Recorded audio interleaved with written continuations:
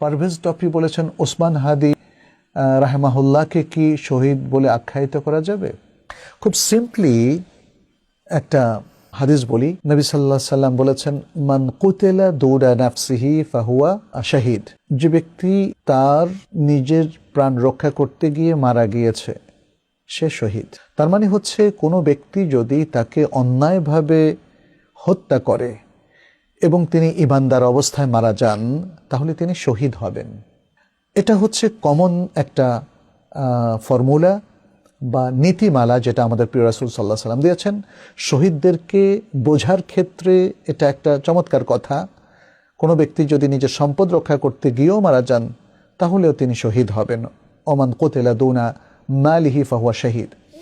এখানে শরীফ ওসমান হাদি, আমরা তার অনেক আলোচনা শুনেছি, তার শাহাদাতের তামান্নার কথাও আমরা শুনেছি।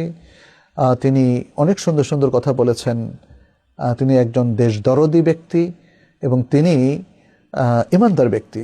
তিনি সালাত পড়তেন এবং 12ই ডিসেম্বর যখন তিনি আঘাতপ্রাপ্ত হলেন, তখনও তিনি জুমার সালাত পড়েই বাসায় ফিরছিলেন।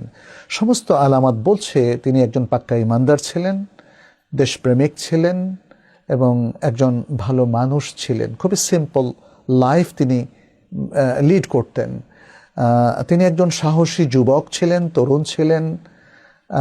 তার আরও অনেকগুলো গুণাবলী আমরা লক্ষ্য করেছি।